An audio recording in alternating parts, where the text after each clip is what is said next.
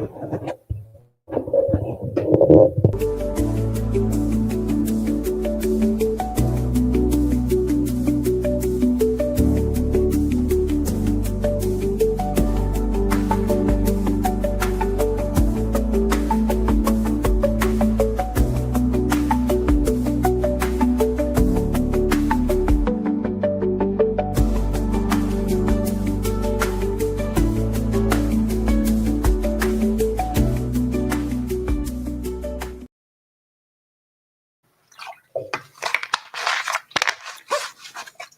we doing, guys? Oh, let me just check the links have all gone out correctly. Awesome. All looks good. All looks good. Welcome to today's session, guys. Tommy, how are we doing, my dude? Hope you're all good. I'm gonna wait for a few more people to join the session before we get started. I have just sent a link into the Discord. So yeah, we'll just wait for a couple of other people to join.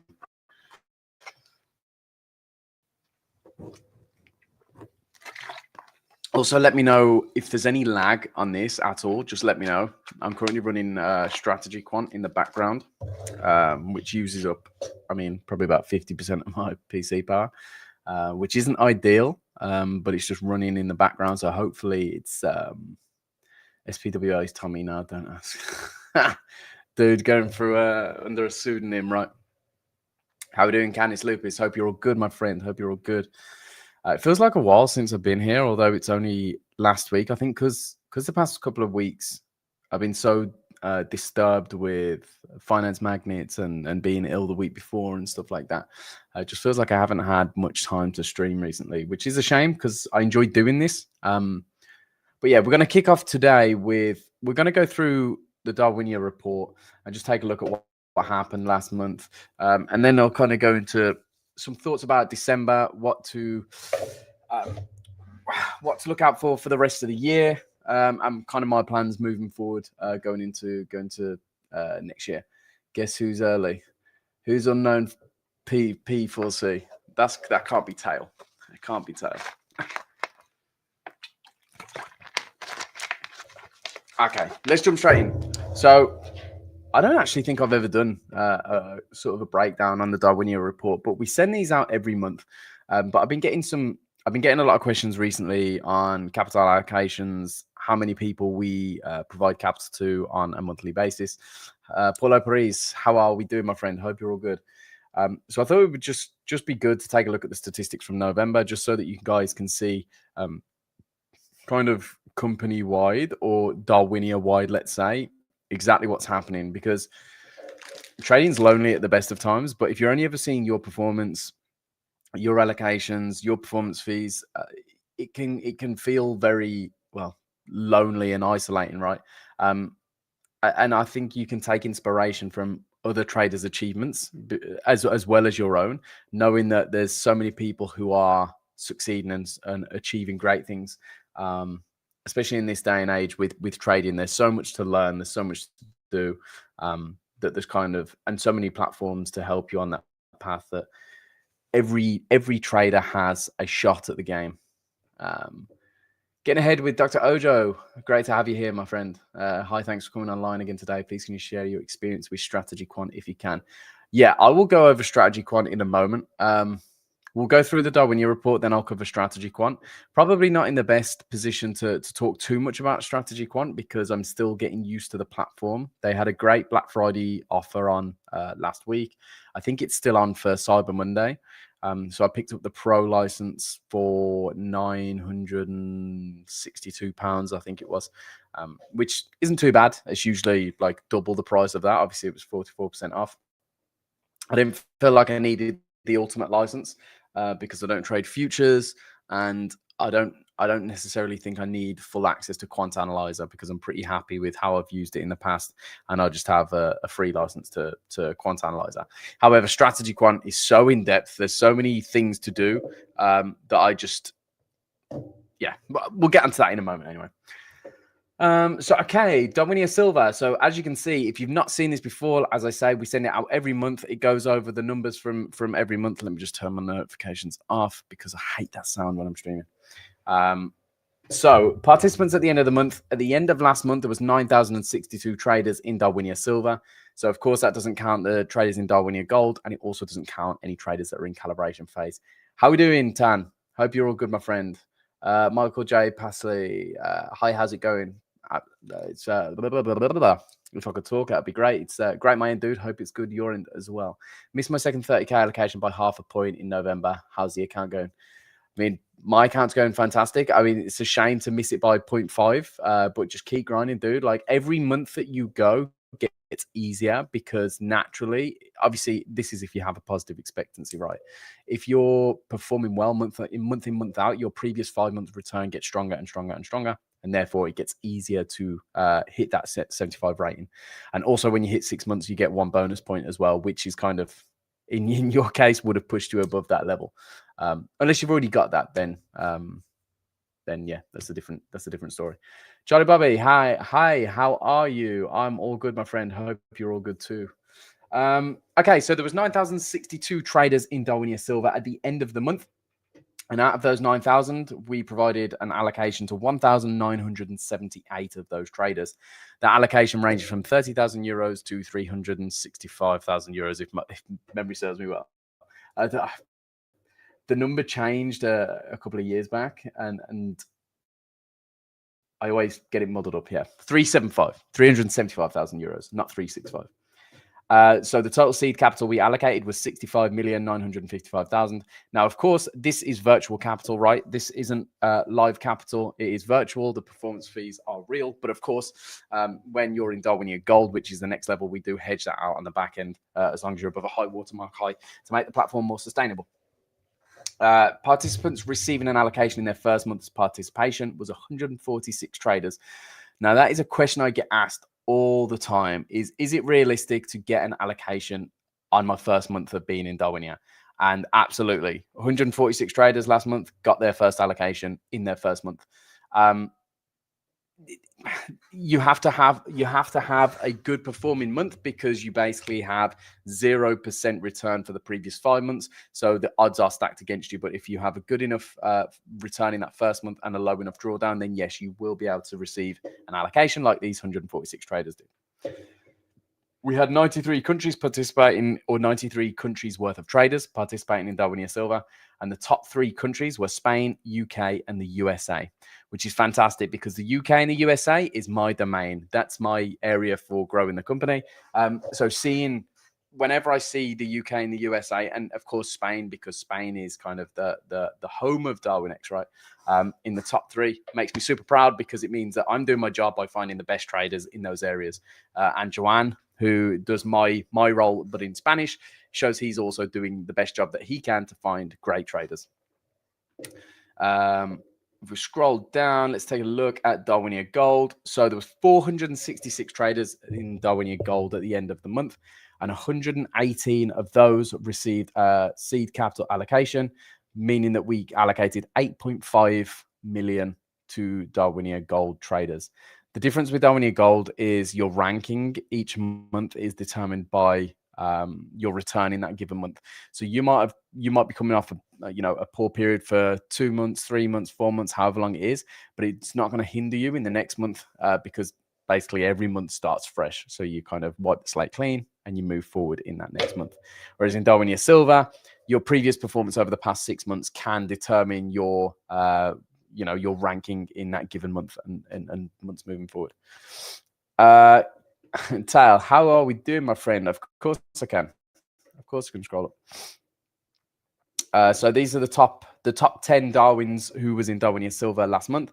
So we had NID in first place, IQDP in second, DGQ third, fourth was NOCI, GQI7 is fifth, CIDY is sixth, STZ is seventh, SAIE is eighth, MKBU was ninth, and RWMK was 10th.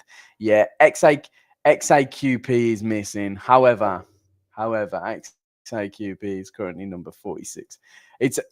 you always get a good ranking if you have a good first day to the month. You always get a good ranking because there's people who just haven't traded yet. But also, as I was saying earlier in the Discord, for anybody who's in there, is the max drawdown in your DarwinIA rating only looks for the past 6 months. So essentially, your DarwinIA rating is a snapshot of your 6-month performance. So we have the return in the current month. We have the return in the previous 5 months.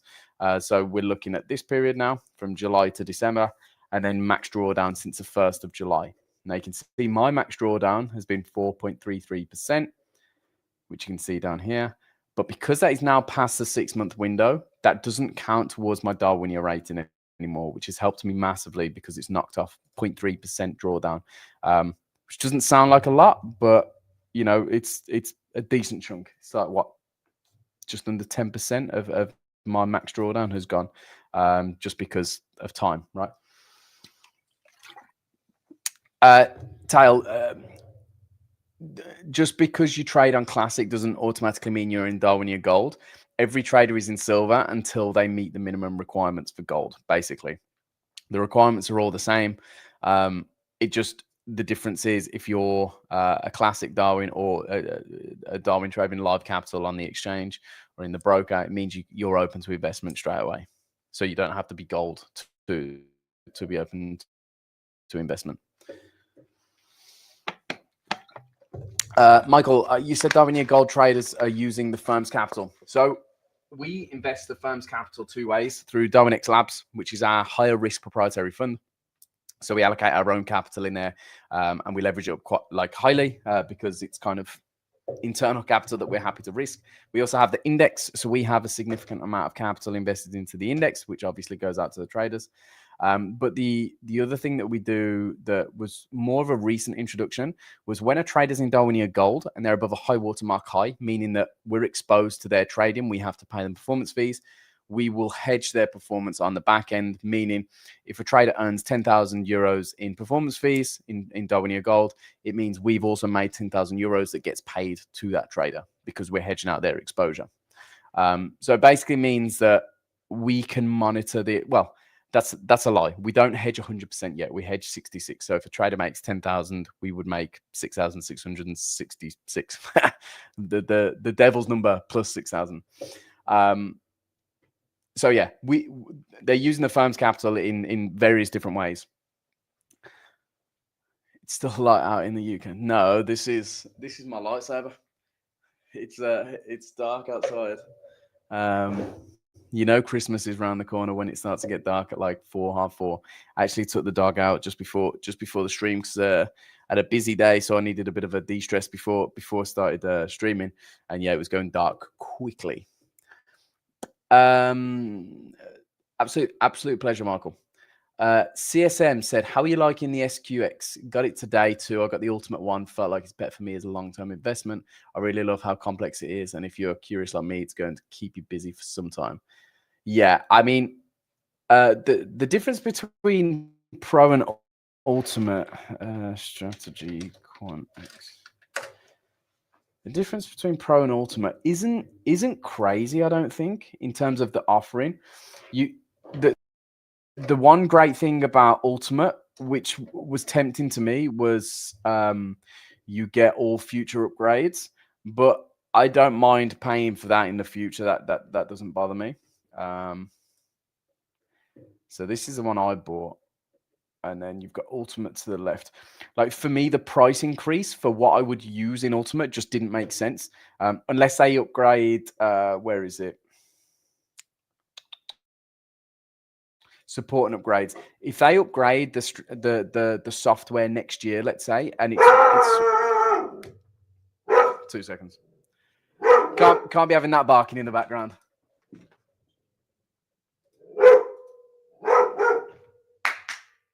Up here now. Wait, up here. On your bed. On your bed. On your bed.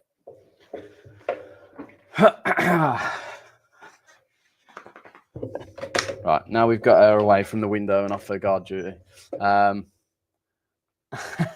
Yeah, this is it's my lightsaber, dude. I always keep it here next to me so that when it goes dark, I've at least got some light in it. I also use it for, for those of you who don't know, although most people know, I'm studying for my IA at the minute, which is this book and another massive book that's like twice the size of this. Like for reference, the size compared to my hand, it's absolutely massive. So I'm studying for that at the minute. So that light comes in super handy because it's kind of, like, what's it called? I can't even remember, but it's supposed to help with focus and studying and stuff like that. Okay, back to the SQX. So if they come out with an upgrade next year, let's say, and it's revolutionary, I'm happy to pay the upgrade fee, which is probably like the difference between paying this now. Maybe it'll be more expensive. I don't know, because if the price goes back up, it is what it is. But the equities and futures, I don't need that right now. I don't trade futures. I don't have any plans on trading futures in the immediate term. I'd rather get used to the platform anyway first. I'm not planning to sell anything on the MQL marketplace. I am a big proponent of keeping your intellectual property private. I think this is great for people who, want to make quick cash. But if you build a portfolio of strategies or you build a multi-strat fund, there's so much money out there, to be allocated to your systems, that it's not worth selling anything, for a quick buck, and then potentially make $1 million a year after that, then selling something for $30 for somebody to go and use and basically rendering it useless moving forward. Portfolio master, I already do this and I have been doing this manually for the past year, so I'm not too bothered about that. Premium modules, I don't even know what's in the premium modules. Quant Analyzer Pro, Quant Analyzer is fantastic, and I do kind of wish I had this, but I think that's an optional upgrade of like $300. So again, I was like, well, if I need that, I'll buy it. But I do use Quant Analyzer just down here. I do use Quant Analyzer quite a lot when I'm trying to work out my portfolio weightings. Seasonal Toolbox, no idea what that is. It's good you get some more AI credits, but again, I haven't used that much yet. So the difference for me wasn't crazy, but I'm happy to upgrade in the future if I feel like I haven't quite got enough of a grasp on the platform. So for those of you that don't know, SQX or Strategy Quant X basically allows you to mass produce strategies for any market, put them through a hell of a lot of robustness testing, and then at the end, be able to extract that source code for the strategy, to implement into TradeStation, MetaTrader. I can't remember the other platforms. Oh no, I'd have to go somewhere else. Hold on. Resume. Yeah, TradeStation, Multicharts, JForex, Algo Cloud, which is Strategy Quant's other company, and MetaTrader. As CSM said, there's so much here. There's so much to absorb that I've been using this, pretty consistently over the past week, and I have used free trials in the past multiple times, and even now I'm still like, I just don't even know where to start. So the goal is I want to set up a custom project that basically does all of this for me. So my custom project will be build strategies. So basically it will build thousands of strategies in, I say, short space of time. I have a relatively powerful PC, so it doesn't take me too long to generate, 1,000 or 2,000 strategies. Then it'll test it through out of sample data once, test it through out of sample data twice, test it on 2 different time frames, just to make sure that the strategy isn't so overfit to one specific time frame, one specific market and time period. Test it with extreme slippage. So basically testing conditions of the strategy, then going into the parameters. So slightly tweaking the parameters. So let's say you're using the RSI, for example, just to keep it super simple, and you're selling at 70, buying at 30. This will test that by slightly tweaking those parameters. So, okay, what would happen if we sold at 69 or 71 and bought at 29 or 31, for example? If the strategy falls apart and breaks, again, that's a risk of the strategy being overfit to the overfitted to the curve of that specific time period with those parameters. Then it will clear all the rubbish strategies. Then it will go to the following task, which is where it saves all the files, including the source code from MetaTrader 5 to my machine. Now, that's great in theory, but I'm still yet to get the process to work 100%. Strategy Quant does have some courses on their YouTube channel which are free to watch, but even then it's still very, very intense. So I'm hoping that over the next sort of few weeks or couple of months, I kind of get more of a grip on the platform and I'm able to share a little bit more, because this will be a big part of XAQP specifically moving forward. My plan is I will still continue to use FX Streamer to build strategies manually, because for those who are unaware, this is my Darwin, although everybody who's in these sessions is basically aware. I built all of these strategies manually, as in using no-code block builders like Perfectus AI and FX Streamer. I test them all manually. My whole job has been manually building these strategies. So I think of an idea, I go and put it together. I then do my testing. I Monte Carlo test it. I do sometimes do out of sample testing, but it's not as robust as what you can do in Strategy Quant. But we've got to the point where I have a profitable multi-strat portfolio.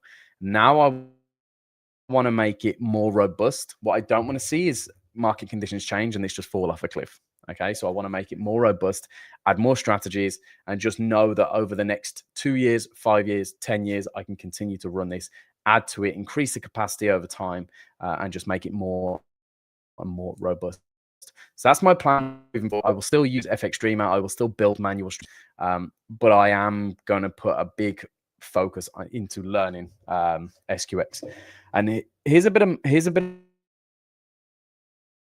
motivation, because when I first was learning FX Streamer, I was looking at this Darwin. So this Darwin is a friend of mine, the person who taught me to build multi-strat portfolios. What's the chance of generating long-term profitable strategies from this random approach? If you go through all of the robustness tests, then there's a high chance. It's going to take a long time. It's not a magic button that you press and overnight you've got this majorly profitable strategy that's going to kill the market consistently.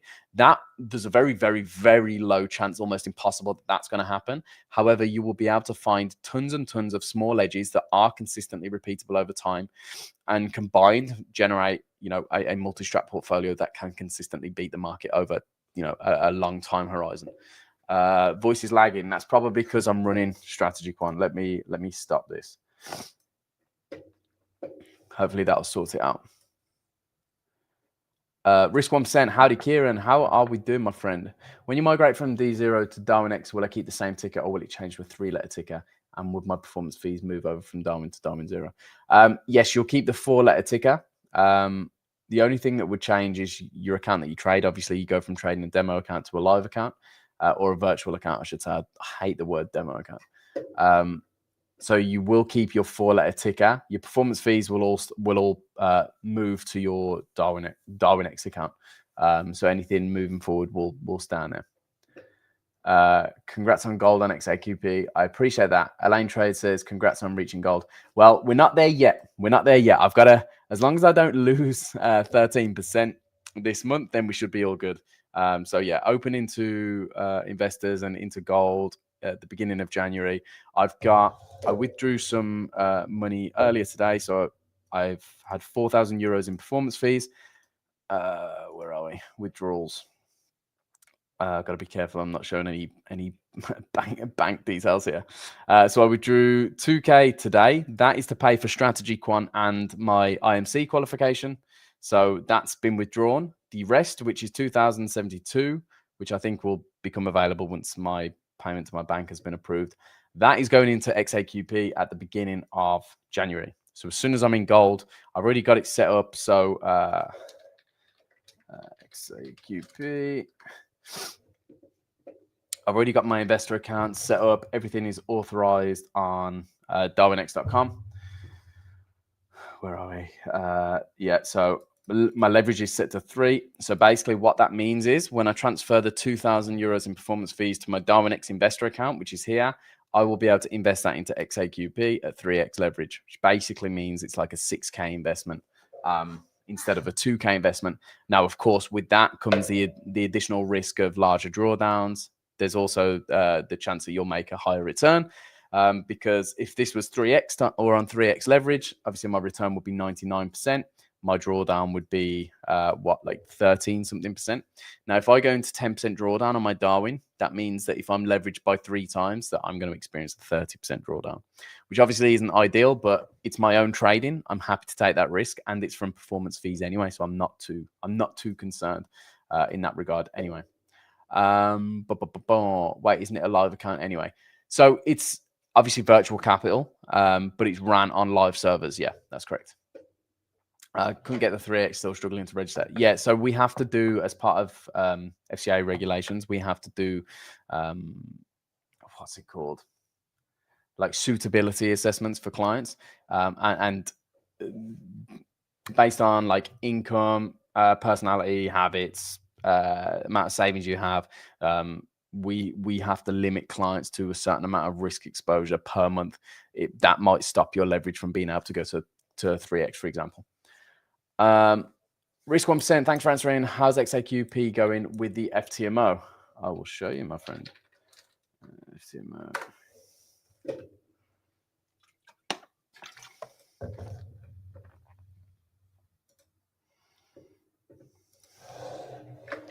I don't know what my password is here. Oh my god.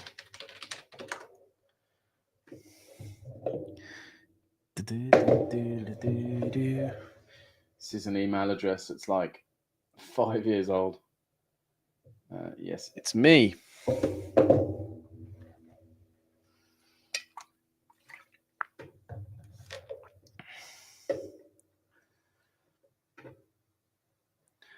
So these are the two accounts, two 200Ks. One is up 5%, so $10,310, and the other one is up 5.5%, so up 11,167. They're both phase ones. So I'm hoping to be live with those by April. These have been going since the 22nd of September, if my memory is correct. I don't know why there's such a discrepancy in the return. It was a trade that I think it was when the gold went nuts last week and the FTMO feed spiked me out at different prices. I think that's why there's such a difference in the balance. So yeah, 22nd of September. So it's been 22nd of October, November. So just over 2 months, and we're up 5%. I am running them at the same level of risk as XAQP, slightly lower actually. So it's still quite conservative. So I'm happy to run those till sort of April next year. Hopefully at that point I'll be live and it'll be happy days. But that's how the FTMOs are going. I was funded with FTMO at the beginning of last year, I think, and then I took some time away from it to focus on building a multi-strat portfolio. Before that, I was funded with FTMO for like 3.5 years, I think. I had 300K with them for a long time, but there was a massive opportunity cost there, and I didn't take advantage of it as much as I should. So I had this huge account. I say huge, like relatively for the time. This huge account with them, and I was taking regular payouts, but it was like 1,000 or 2,000 every couple of weeks. And looking back, I'm like, I wasn't ready for that level of that, because we're going back years ago now. I wasn't ready for that level of pressure on my trading.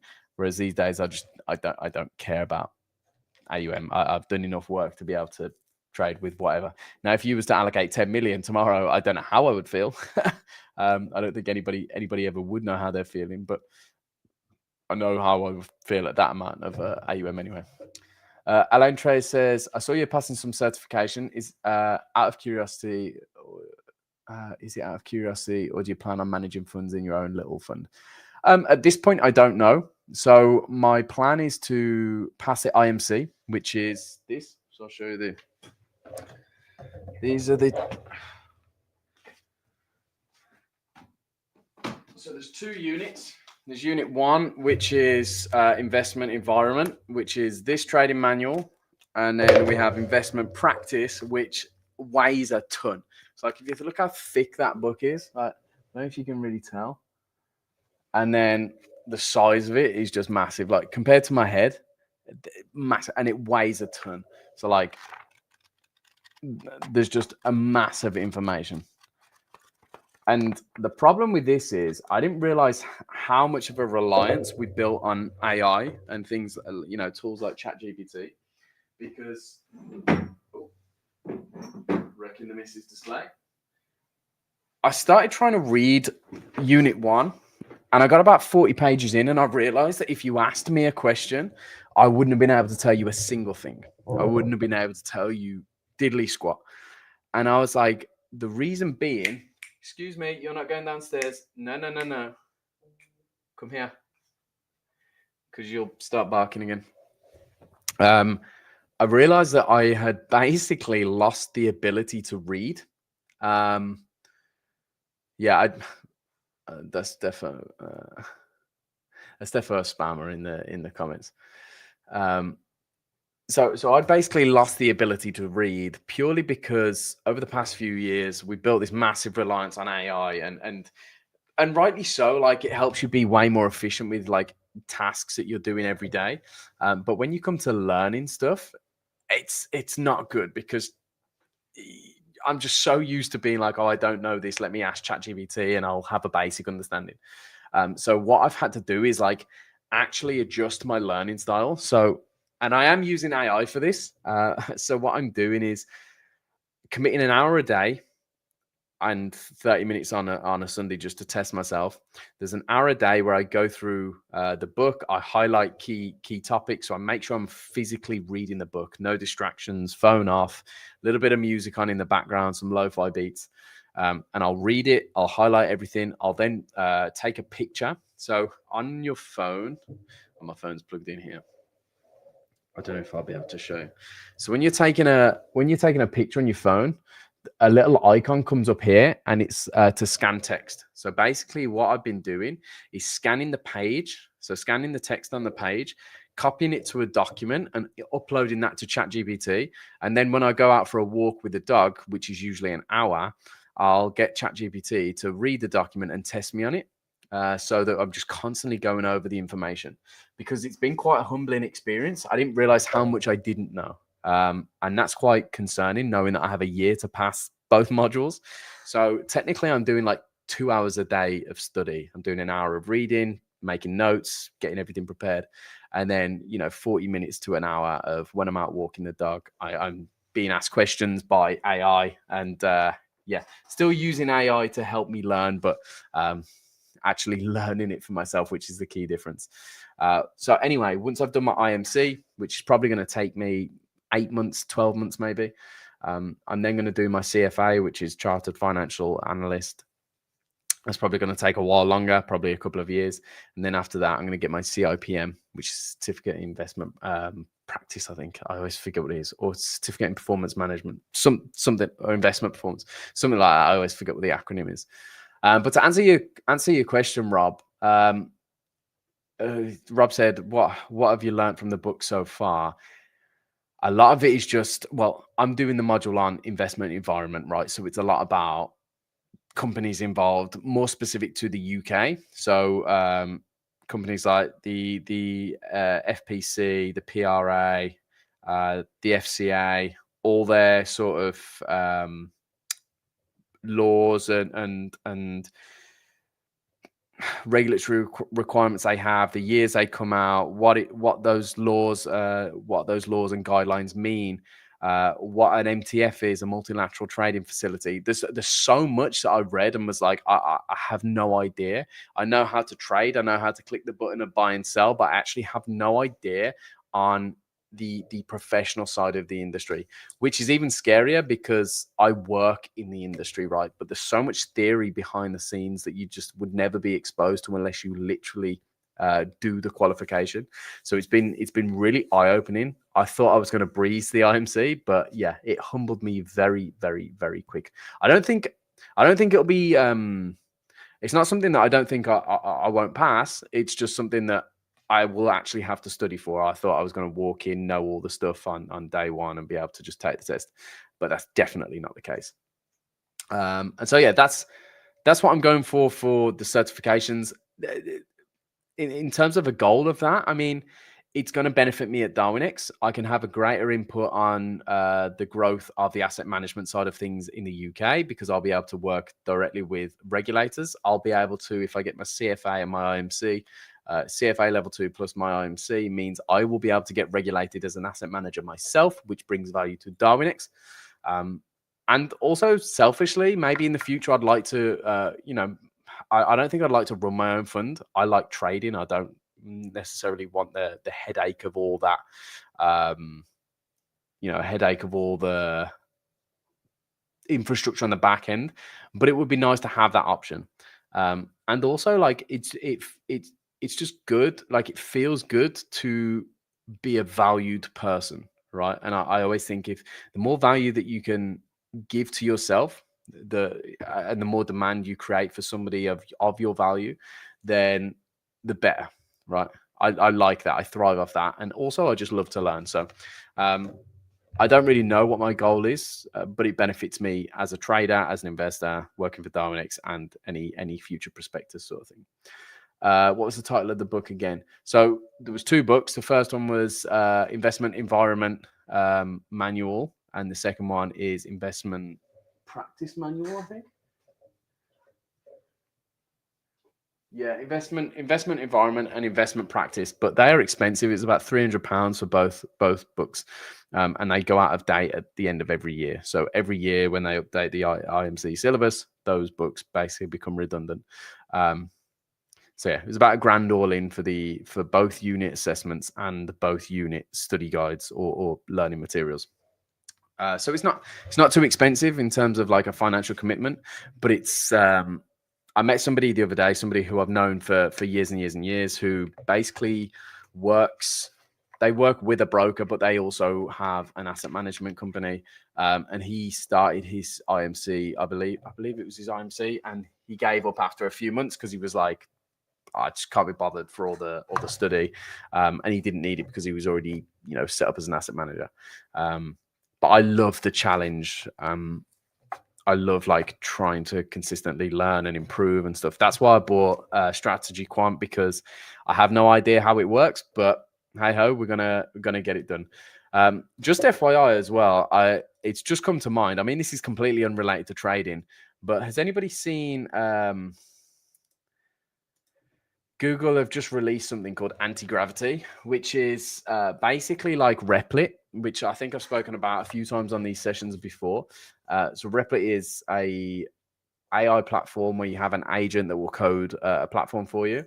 Google have just released anti-gravity AI, which is like, at least there is a free version of it, where you can just build your own apps, your own websites, anything that you want, which is unbelievable, right? So I've been having a play around.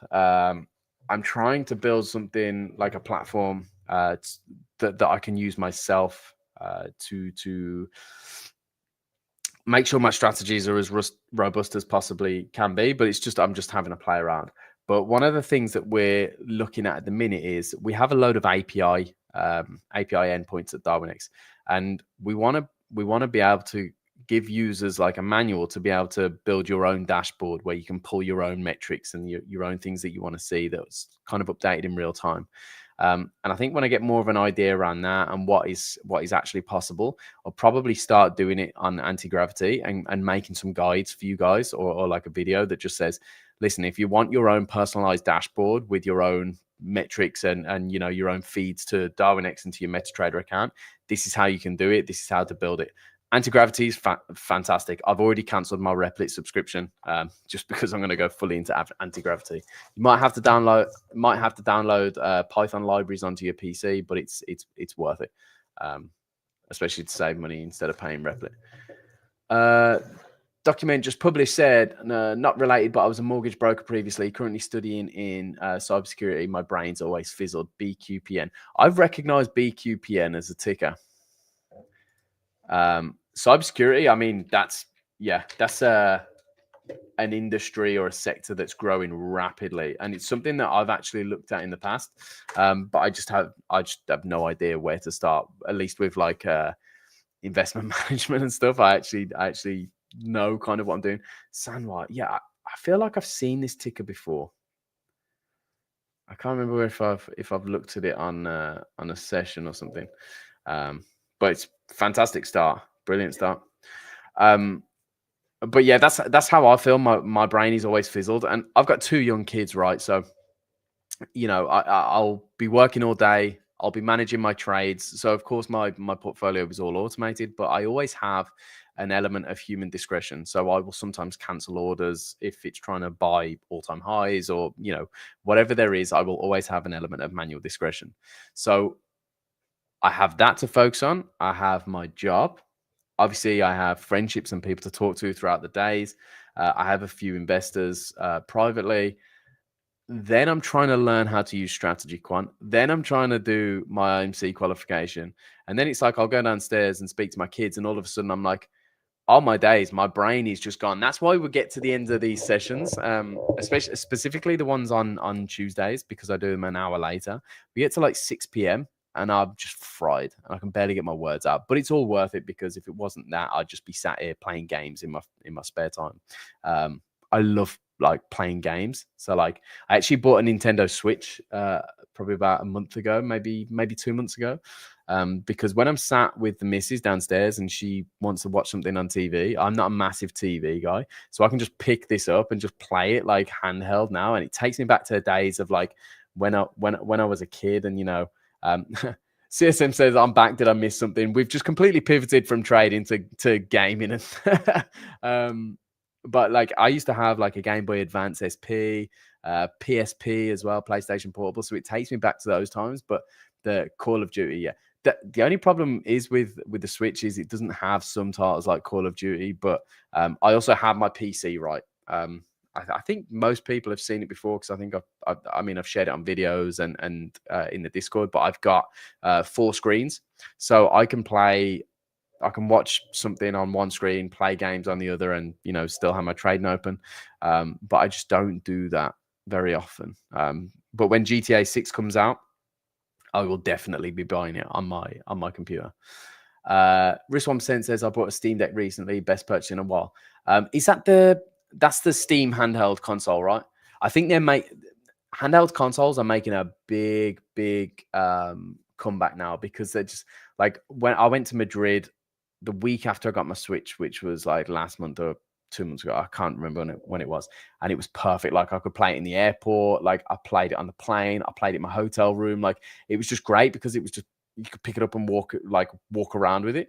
But the graphics on them now are fantastic. The only problem is it's a little bit laggy. Like I play FIFA, or not FIFA, FC 26 on it. When it's on the TV, it's fine. When it's on the handheld, it's a tiny bit laggy, but I'm used to it now, so I don't even see it. But they're fantastic. Nukem, good day, mate. Hope you're all good, my friend. Rob, Rayman, Crash Bandicoot, Mario, Time to Kill, Vice City, the best games. Yeah, I've got all the Crash Bandicoots on my Switch. I've also got Spyro. I'm a big nostalgic gamer, right? XAQP will reach 1 mil before GTA 6. I would hope so. I think we've got a couple of years till GTA 6, so I would definitely hope so. Yeah, I've got so whenever I get a new console, so I've got it all on my PC, I've got it all on my Xbox One, which I don't use anymore because it's basically broke, and I've got it all on my Switch. I've got the old Spyro games, so the remastered trilogy. I've got the Crash remastered trilogy, Crash Team Racing, because that was like my all-time favorite game. Tomb Raider. I got Tomb Raider 1 through 3. So the original trilogy. I've got that on my PC, Xbox, and Switch. I'm gonna get the second trilogy, because I've never played them before. The Tomb Raider, Last Revelations, Chronicles, and Angel of Darkness. I've never played any of those 3, but I think they're on offer for Cyber Monday for like 16 quid. So I think I'm going to get those on my Switch. Yeah, games are pretty crappy nowadays. I can't even remember. Apart from Red Dead Redemption 2, that was like my favorite game of all time. Like of modern gaming. I think GTA 6 will be another level. I think it'll be this. It'll feel like GTA 5 felt when that first came out. But how long it'll take, I don't know. With the level that they're stepping up to now, I wouldn't be surprised if it just gets delayed and delayed and delayed, because I think they'll advance past like the current power that consoles can go to, if that makes sense. which, well, that wouldn't surprise me anyway. The all-time goated game, though, and tell me I'm not wrong, is RuneScape. Oh my life, RuneScape is one of the best games ever. Oh, didn't mean to shout. And not the new RuneScape, like old school, like Grand Exchange. Ah, Dragon. What's that? Dragon Slayer. Like old school RuneScape was, yeah, the dogs. Yes, CSM said it's going to set a new standard for sure. Yeah, I'll tell you what selfishly is great for me is that XAQP just gets so much exposure because obviously when I'm streaming, I'm talking about it. So there's people constantly seeing it. And obviously the guys at Darwinex Labs know that that's my Darwin. So they're going to provide me with a report when they go through it at the start of next month. So it's like selfishly, there's a lot of eyes on XAQP, and I wouldn't be surprised if it scales pretty quickly. You know, not in an obnoxious way, but it's kind of like there's just more eyes on it than on the average Darwin, right? I guess the same way that somebody like Sorrow Trades, who has a decent following and a fantastic Darwin. If you haven't seen it, it's PPWV. In fact, we'll leave IMA open for now. So Sorrow Trades is scaling nicely, but that's because he's got a decent following and he's performing really well, right? So his record is over a year long now. He's absolutely killed it this year. He's up 44.68% this year. And he's now sat at $588,000 in investor capital and just over $1 million altogether combined with DarwinIA. So I think it'll probably, XAQP will probably go through something similar. Just because, like I say, there's a lot of eyes on it. Just means I need to keep performance high. It's like an ad in the background. That's exactly what it is. And I forget a lot of the time, but people will tweet at me. I've had it quite a few times where people will tweet me and they'll say, "Is it open yet? Is it open yet?" And I'm like, "Oh, I forget people are actually, like, when I'm talking about it, people are actually listening and watching." SPWL is the second best. Yeah, man, you're scaling nicely. I remember when you messaged me last week when you had this sudden surge in investor capital. So it's nice to see you getting the AUM that you deserve, dude. Fantastic year of trading, 32.8%, like phenomenal performance. Especially knowing, you know, I've known you for a long time now, Rob, and seeing your curve of growth has just been phenomenal to watch. So well done to you, dude. I realized I got sidetracked a long time ago. So this is going back to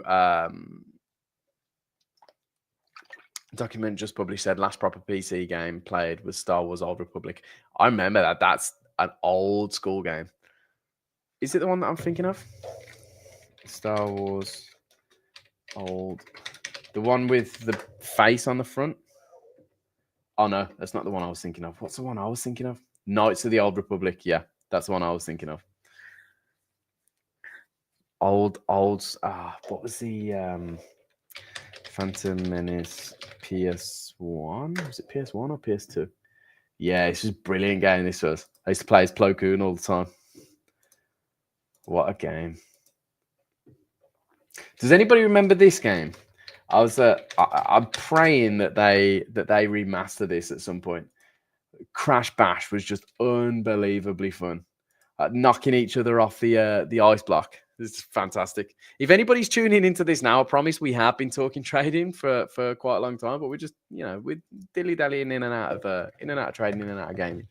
Elevant said, what do you think of systems that use a soft martingale on a trade-to-trade basis, meaning increasing risk slightly after each loss in a controlled and capped way? Would this not be ideal for Darwinex? It all depends on how you mean, quote unquote, slightly.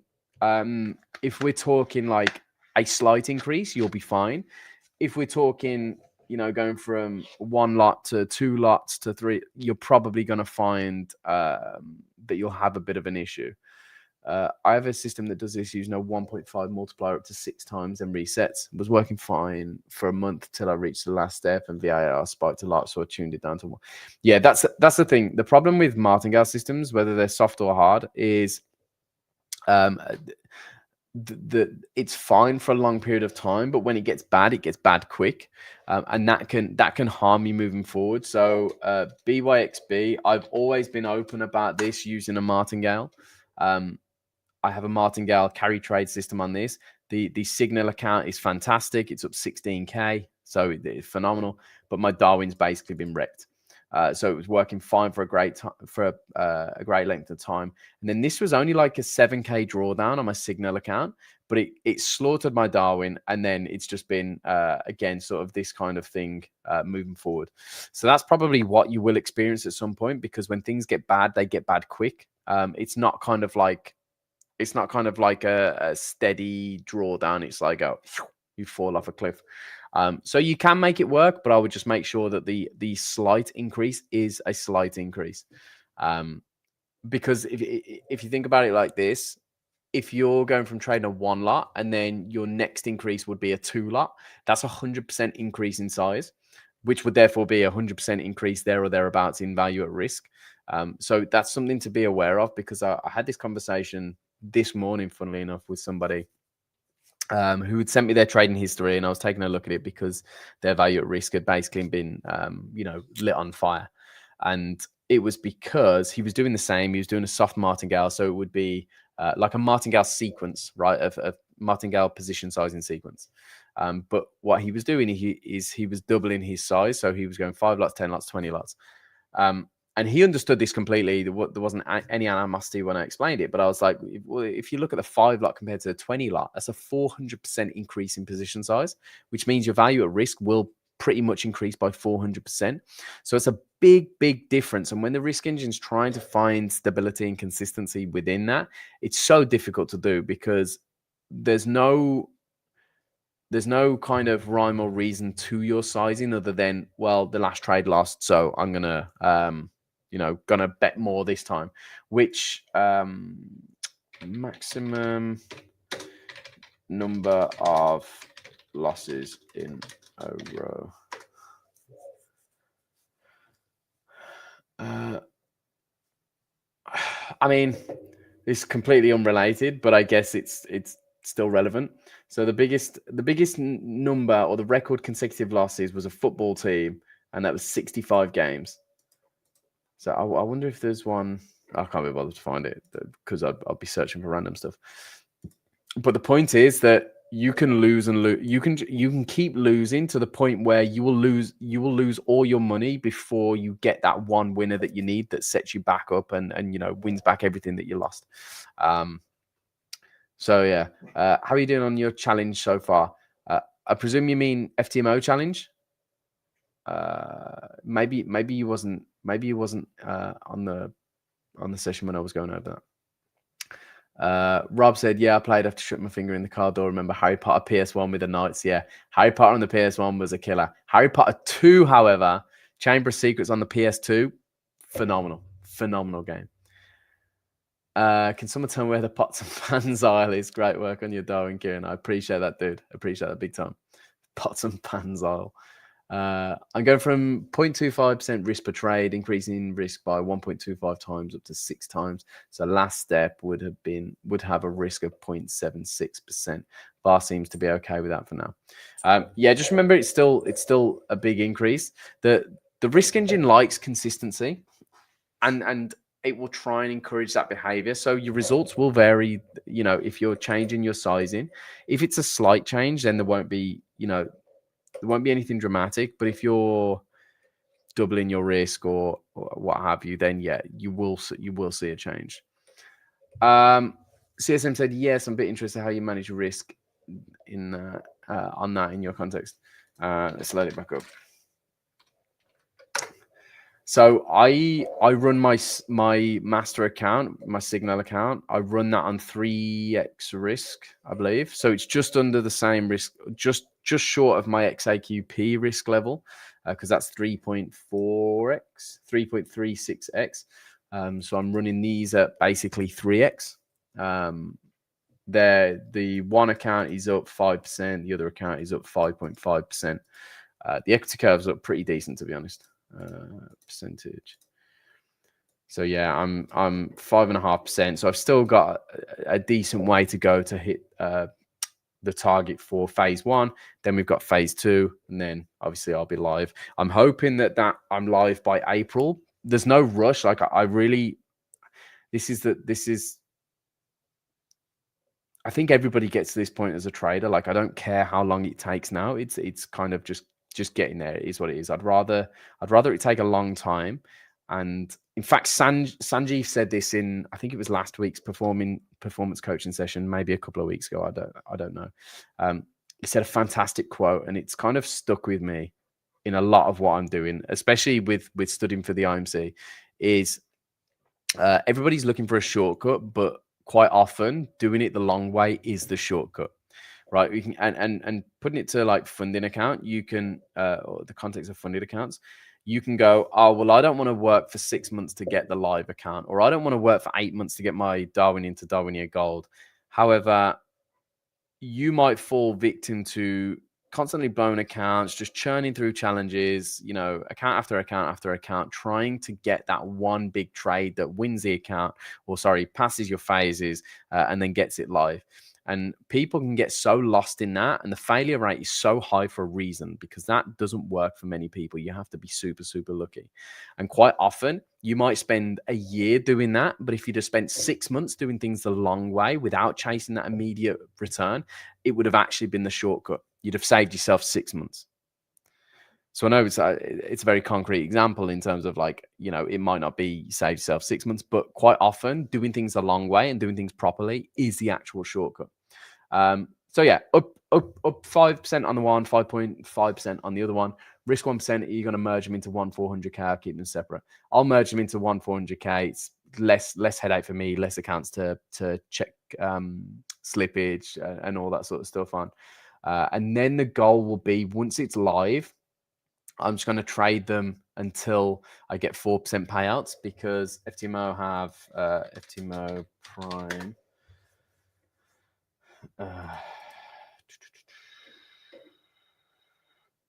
Is your way to see it? Is it under? I think it was there, wasn't it? How it works, scaling plan. Is it on here? Nope.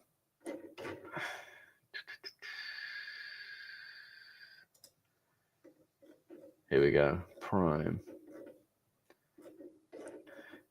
So to hit Prime, you have to have active FTMO account of any size. Aggressive accounts are not eligible. I have a swing account, so that shouldn't be an issue.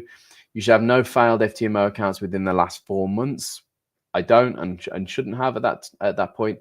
And then you have to have 4 payouts on a single order with a minimum profitability of 4%.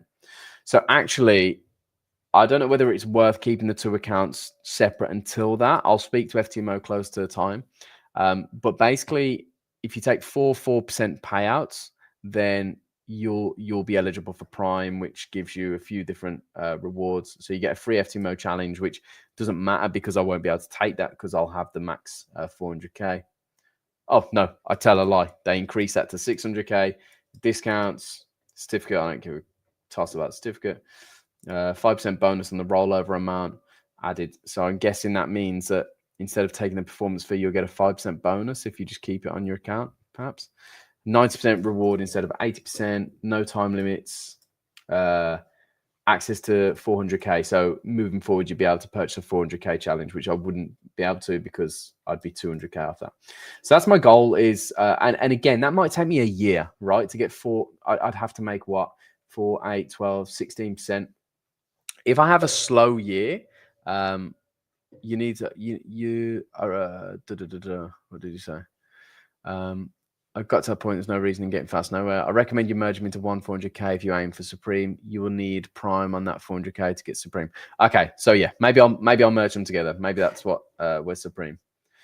Must have an active 400K account, merge from 200K demo accounts, activation within Prime status for 3 months with at least 3. Okay, so yeah, I'll do that.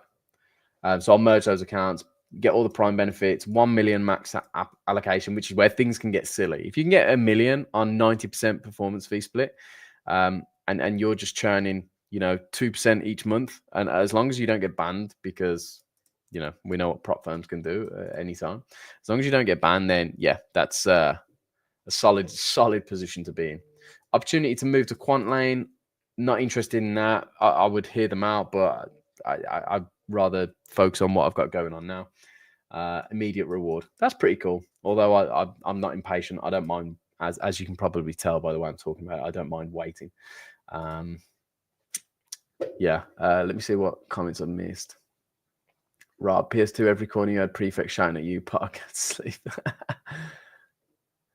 B's ranked 17 gold at the moment. Does that mean I'm better than XAQP? It definitely does, dude. It definitely does. You've got somewhere where I haven't got yet. The problem is I don't think I'll ever be that high in gold, because my returns are usually quite small, month on month. So obviously I had this 10% May, but XAQP is not the same portfolio now that it was in May. There's like triple the amount of strategies that are active, and the ones that generate that return are no longer active. So it is a different portfolio. September 7.18. Yeah, maybe you'd argue I'd be top 5, maybe top 10. But the rest of the months, 2, 3, 4, 2, I'd probably be in the top 100. So I don't think I'll be top caliber when I'm in gold, but I don't mind that. This is how you're meant to use prop firms. Yeah, as the trader, absolutely. As the prop firm, that's not how they want you to treat prop firm accounts, believe me. A good method for improving learning is the Feynman method, which involves explaining what you've learned to someone else or even to a camera. This method works well because when you try and explain something clearly, you're having to understand it thoroughly, which helps you remember it better. Exactly. That's what I've been doing. I know it sounds stupid, but it just clicked and worked really well. Is when I'm basically uploading a document. So let me, I think I've got it open. No, come here. Yeah. So I'm basically scanning all the document text. So this is one of the sections in the book. So on international securities markets. So I've scanned all the text and I basically upload this to ChatGPT. Obviously, I've gone through, I've read it all, I've highlighted things, I've done my own notes, and then I'll do a voice call with ChatGPT, which is a sick feature. If you've not used it before, it's absolutely quality. So I'll do a voice call with them when I'm walking the dog, which is like 40 minutes to an hour, and I'll just get them to ask me questions, and then I have to explain the questions. But I don't do like multiple choice questions. I do it so that I have to explain what the answer is, because, oi, stop barking, come here. Because by the time that he's explained all the multiple choice answers, I've forgotten the ones he said at the beginning. Yeah, 1 to 2% risk adjusted per month is the sweet spot. Yeah, absolutely. I mean, I think you can go for 2 to 3% if I'm completely honest. Obviously, it depends on your max drawdown, right? But 1, 2, 3%. Like if you can do 1 to 2% per month, you're in the top couple of percent of traders. Like honestly. Darwinex is a bad place to benchmark yourself against people because, or to benchmark yourself against traders, because we have some phenomenal talent at Darwinex. So,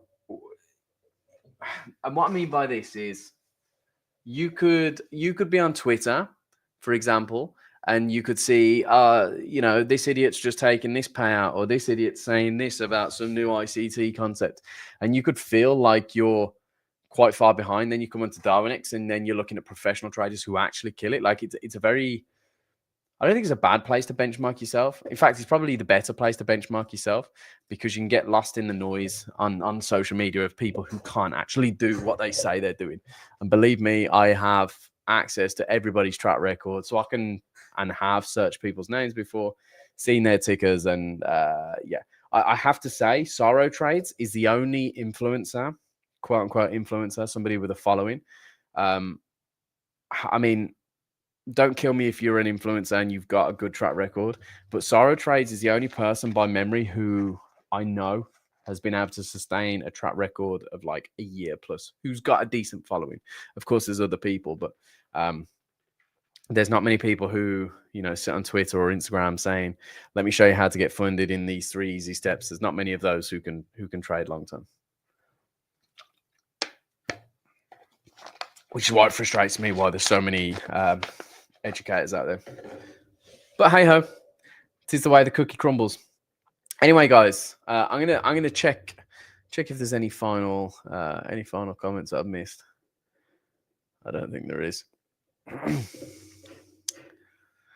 Yeah, I'm gonna call it an end to the session because I had to cut my reading short earlier, so I need to go through a few extra pages, and then it's time for my kids to come home. So I need to get out of work mode by the time they're back because today's been a bit of an intense day.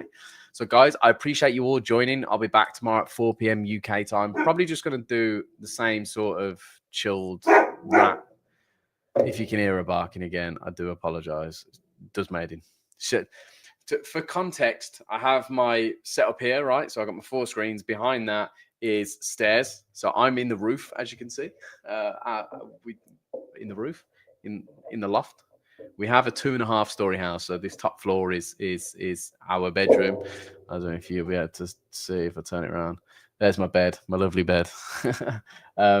But she sits at the bottom of these stairs behind me, and there's a big full-length window, and she sits there barking at anything that moves. So it's super, super frustrating when I'm on important calls or on streams, and she just starts barking.